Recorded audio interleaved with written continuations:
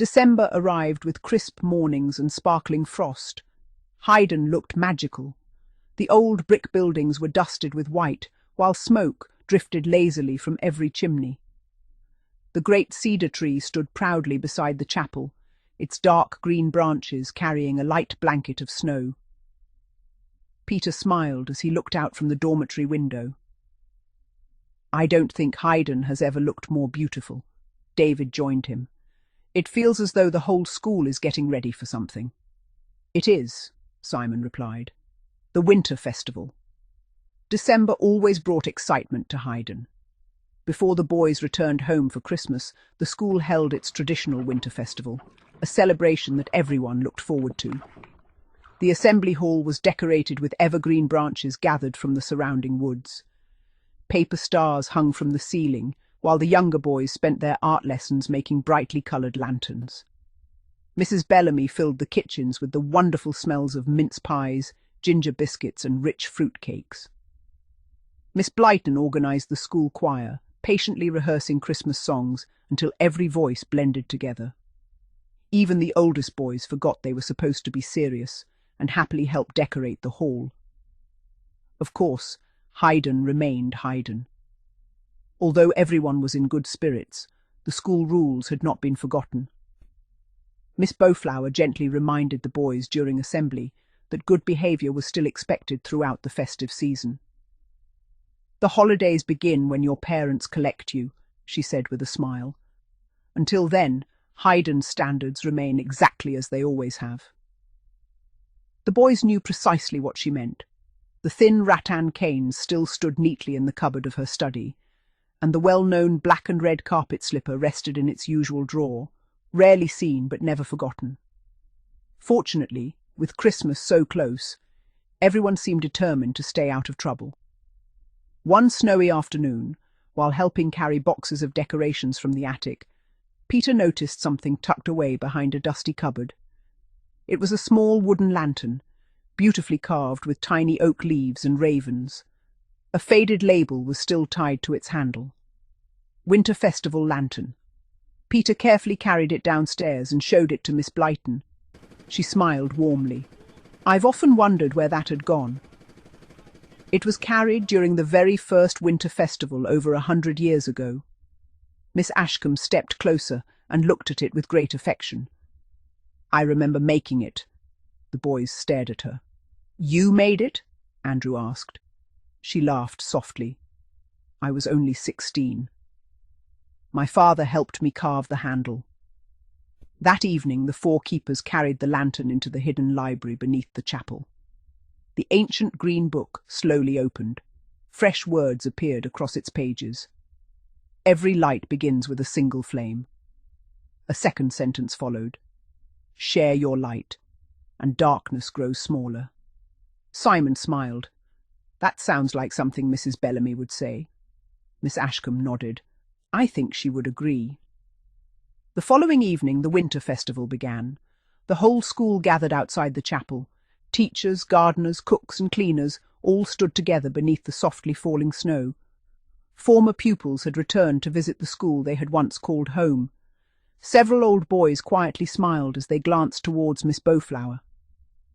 "I remember seeing those canes lined up outside the headmistress's study," one whispered to another.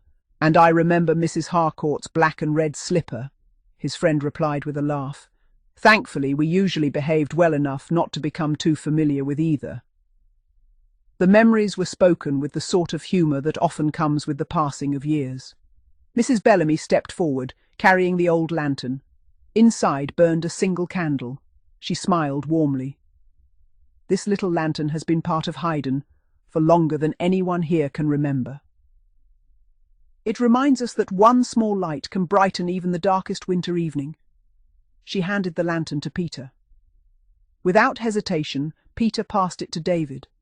David passed it to Simon. Simon passed it to Andrew.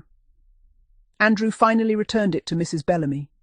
The simple gesture made everyone smile. Miss Blyton quietly whispered, "That is exactly how kindness works." As darkness settled across the school, hundreds of small lanterns were lit around the grounds. Golden lights lined the pathways. The chapel windows glowed warmly. Snowflakes drifted gently through the still evening air. The four friends stood beneath the great cedar tree. For a brief moment, Peter thought he saw another gathering there, past keepers. Miss Ashcombe as a young woman, Emily Fairchild laughing beside the old oak, Mr. Samuel Rowan wearing his silver raven brooch. Among them stood former teachers who had guided generations of Haydn boys with fairness, wisdom, and, when they believed it necessary, the familiar cane or carpet slipper that had once formed part of school life. Yet this evening there were no stern expressions, only warm smiles. Then, as gently as they had appeared, they faded into the falling snow. Later that night, the boys visited the hidden library one final time before leaving for the Christmas holidays. The green book was already open. Its final message slowly appeared. The circle rests. A second line followed. The keepers may go home. Then one final sentence appeared. Haydn will be waiting when you return. The lantern slowly dimmed. The pages gently closed. Miss Ashcombe smiled. Even ancient magic enjoys a holiday. Everyone laughed. The following morning, suitcases filled the entrance hall. Parents arrived one after another, and cars slowly disappeared through the snow-covered gates. Peter, David, Simon, and Andrew stood together before leaving. Peter looked back at the school one last time. We'll be back soon. Miss Blyton smiled. I have no doubt. As she watched the boys leave, Miss Bowflower quietly closed the study door behind her. The thin rattan canes were returned to their cupboard, and the black and red carpet slipper was placed neatly back into its drawer. The school can rest for a few weeks, she said softly. So can these. Mrs. Bellamy handed each of the boys a small paper bag for the journey home. Inside were ginger biscuits, shortbread, and a handwritten note. Home is where people care about you. Haydn will always be one of those places.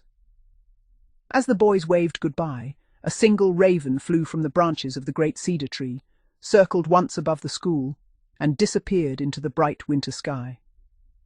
Haydn grew quiet once more. The ancient passages beneath the chapel rested in silence. The forgotten garden slept beneath its blanket of snow. The hidden spring flowed gently through the darkness. And the old green book waited patiently, ready for the next chapter when the keepers returned. Ook waited patiently, ready for the next chapter when the keepers returned.